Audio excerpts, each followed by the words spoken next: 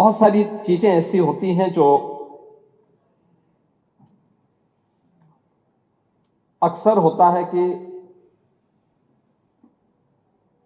स्वाभाविक रूप से विरोधी पक्ष में है तो उनको सरकार के हर अच्छे कार्य की भी आलोचना करनी ही है, क्योंकि अन्यथा विरोध में रहने का भी औचित्य नहीं रहेगा। लेकिन कुछ चीजें जरूर हैं, और वह ये कि मैं विरोधी दल को इसके बारे में अवश्य कहना चाहूंगा। आपने उदारता से हमारे सामने नेता प्रतिपक्ष के रूप में अत्यंत वरिष्ठ सदस्य को और एक बुजुर्ग को, जो अपनी सहजता और सरलता के लिए जाने जाते हैं, जिनके प्रति एक सामान्य सम्मान का भाव हम लोगों के मन में होता है, तो हम लोगों को विरोधी दल के प्रति जो कठोरता रहती है वो वैसे ही सामान्य रूप से सहजता में बदल जाती है। लेकिन मैं एक बात अवश्य कहना चाहूंगा। आपने जो बात कही है, सरकार के बजट के आकार, इसलिए 8 और 8.25 वर्ष के अंदर सरकार ने क्या कुछ किया है, उत्तर प्रदेश की अर्थव्यवस्था में सरकार के प्रयासों से क्या योगदान हुआ है, इनके बारे में क्योंकि सप्लीमेंट्री डिमांड्स हैं तो बहुत संक्षेप में ही अपनी बात को कहूंगा। लेकिन मैं आपसे जरूर ये पूछना चाहूंगा, आज से 8.25 वर्ष पहले समाजवादी पार्टी इस पक्ष में थी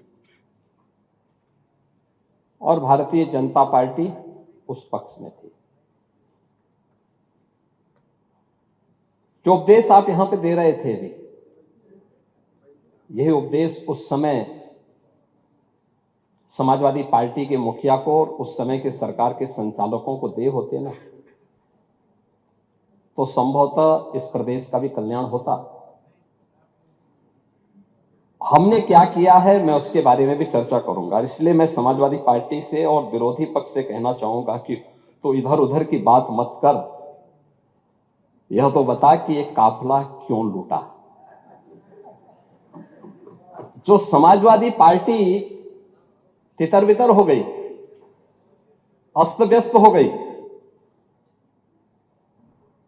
इस पूरे प्रदेश के सामने पहचान का संकट खड़ा किया, अराजकता का जो तांडव खड़ा किया था, कौन इसके लिए दोषी था?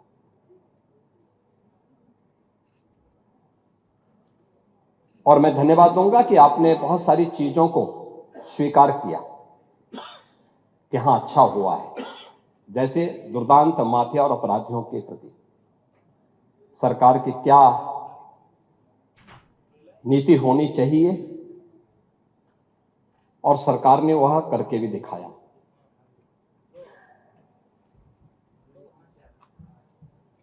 राज्य की अर्थव्यवस्था को आगे बढ़ाने के लिए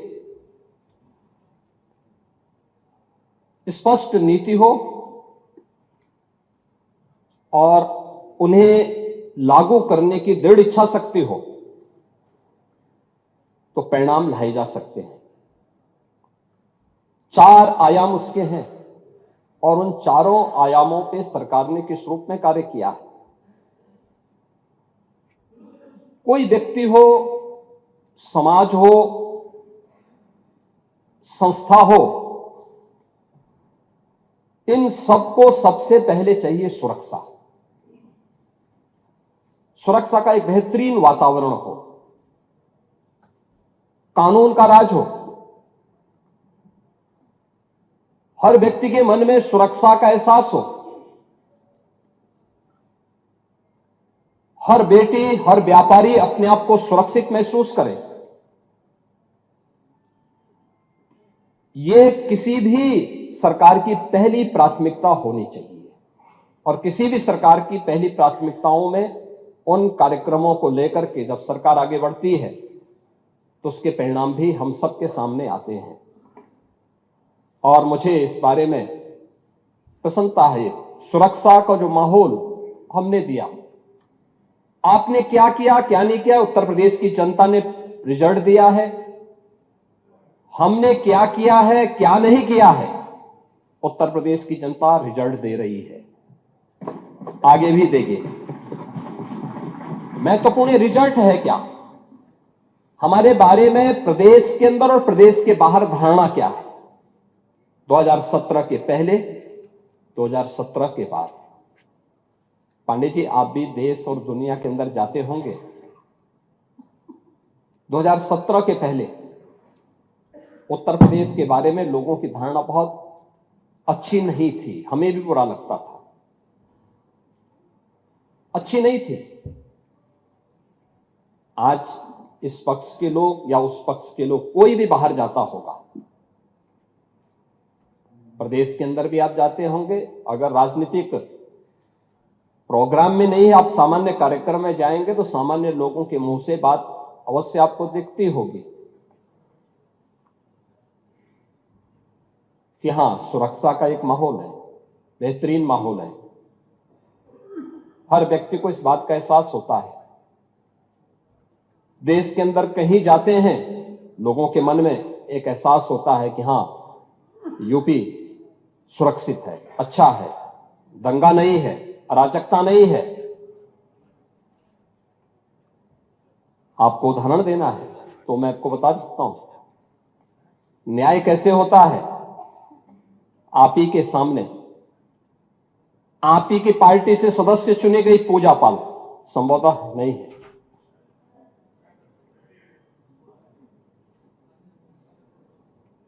आपकी सदस्य थी, आपने उन्हें न्याय नहीं दिला पाए,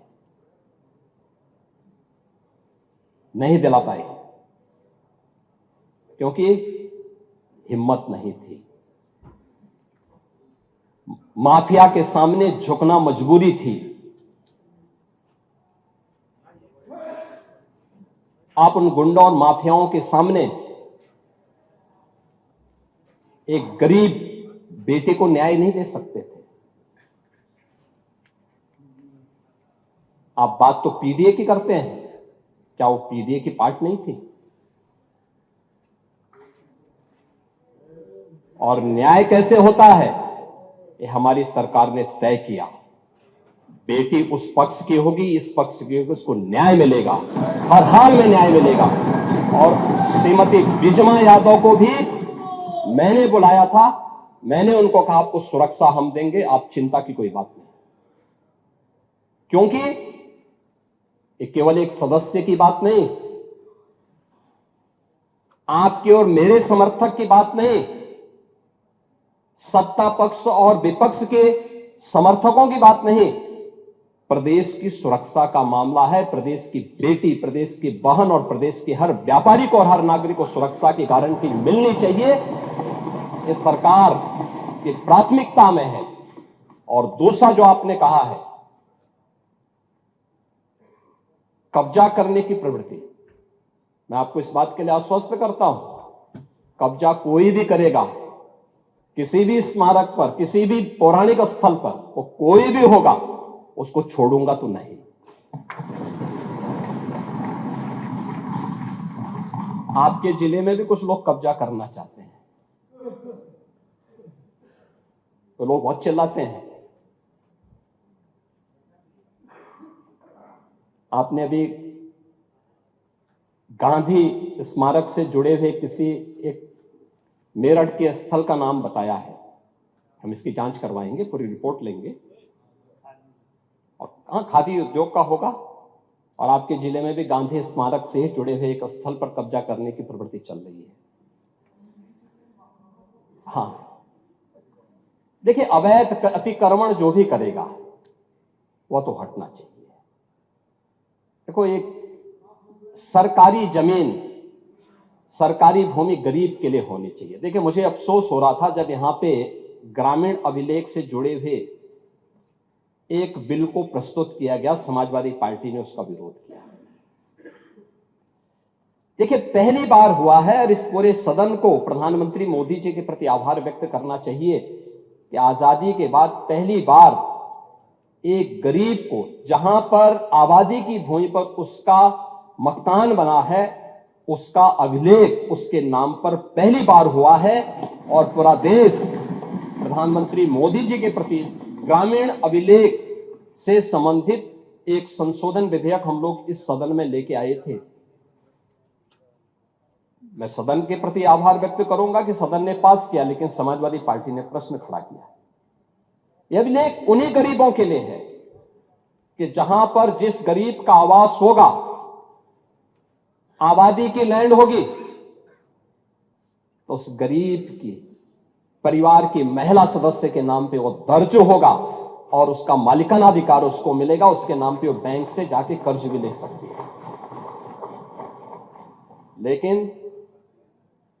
लेकिन अगर उस आबादी की लैंड पर या किसी सरकारी लैंड पर कोई माफिया कब्जा करके जबरदस्ती उसको मॉल बना करके या कोई वसूली का अड्डा बना करके उसके माध्यम से अनैतिक और अवैध गतिविधियों का संचालन करके कोई छांगुर जैसा व्यक्ति वहां पे अनैतिक गतिविधियों का संचालन करेगा, तो उसमें बुलडोजर भी चलेगा, उसको भी कोई रोक नहीं सकता। और इसलिए सुरक्षा का यह वातावरण हर व्यक्ति के लिए आवश्यक है। और उस सुरक्षा का वातावरण ने परसेप्शन बदला है यूपी का। पूरे यूपी की सुरक्षा के इस वातावरण पर आज हर व्यक्ति कह सकता है कि आज यूपी में इन्वेस्टमेंट आ रहा है। मैं उस पर भी चर्चा करूंगा।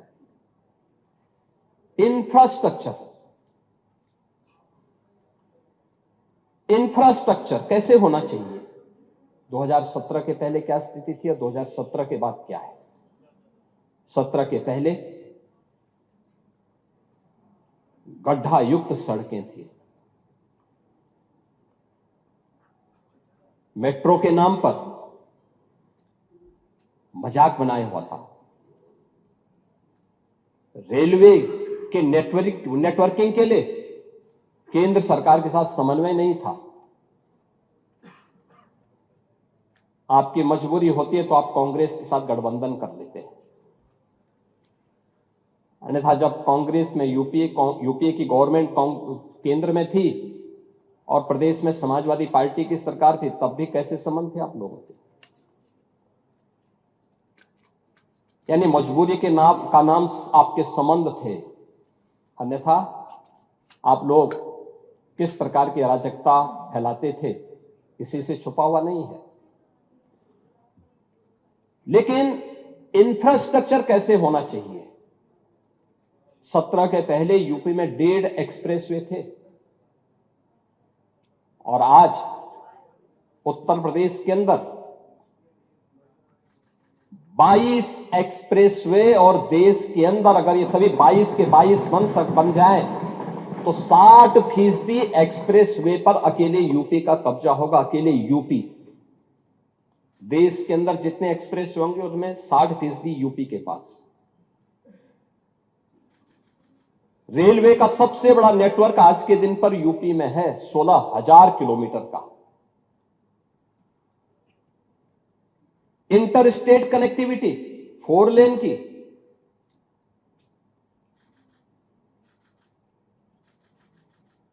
मेट्रो सिटी यूपी, देश के अंदर सबसे अधिक मेट्रो यूपी के अंदर, देश के अंदर सबसे अधिक एयरपोर्ट। 2017 के पहले यूपी के अंदर एयरपोर्ट की संख्या बहुत कम थी, उनमें से 2 संचालित थे, 2 आंशिक रूप से संचालित थे। आज 16 एयरपोर्ट संचालित हैं और उनमें से 4 इंटरनेशनल एयरपोर्ट हैं और 5वां इंटरनेशनल एयरपोर्ट जो भारत का सबसे बड़ा एयरपोर्ट है वह जेवर में नोएडा इंटरनेशनल एयरपोर्ट के रूप में अगले महीने संचालित होने जा रहा है। यह है उत्तर प्रदेश की स्पीड।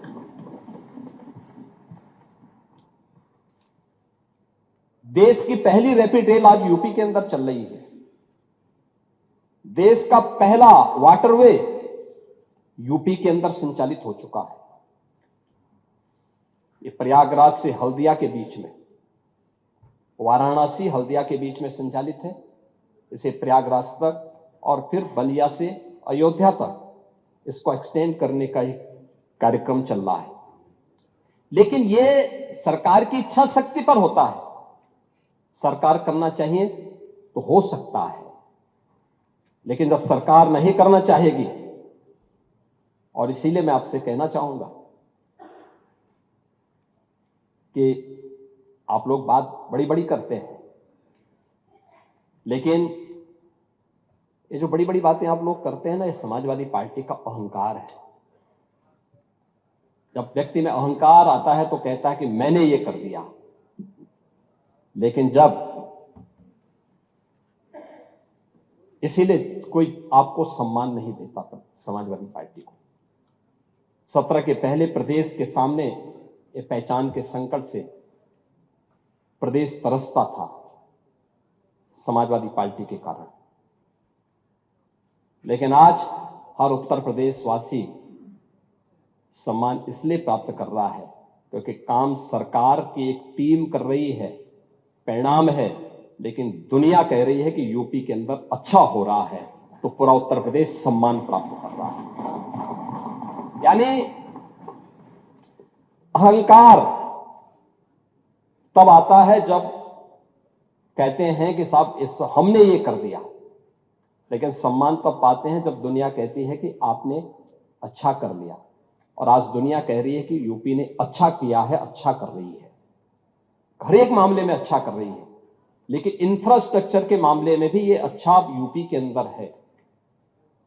एम्प्लॉयमेंट, आप एम्प्लॉयमेंट की बात कर रहे थे, आपने शिक्षाविद भरे तो थे लोक सेवा आयोग में भी और शिक्षा आयोग में भी, क्या क्या कारनामे किए थे उन्होंने, क्या क्या कारनामे किए थे। जो हाई स्कूल 3rd डिवीजन था, इंटरमीडिएट 3rd डिवीजन था, आयोग का अध्यक्ष हो गया था।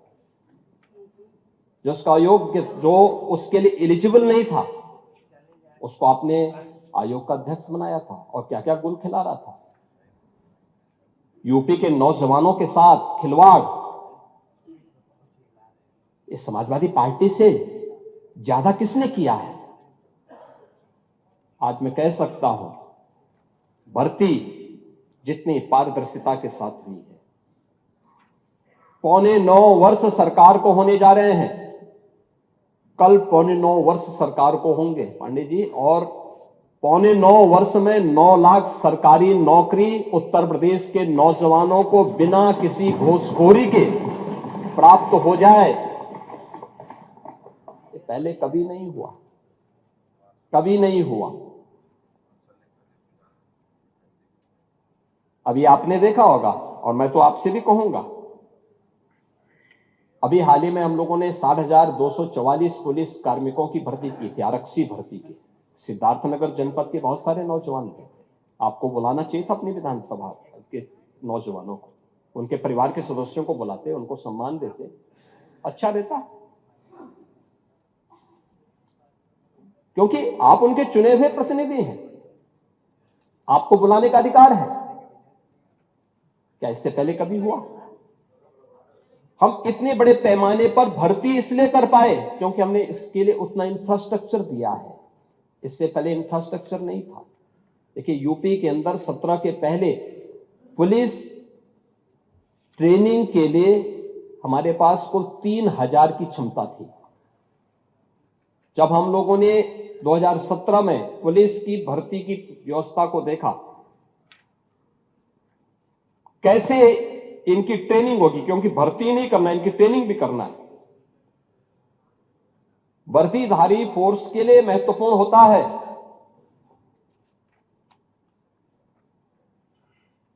कि जितनी अच्छी ट्रेनिंग होगी, यानी ट्रेनिंग के दौरान जितना पसीना बहेगा,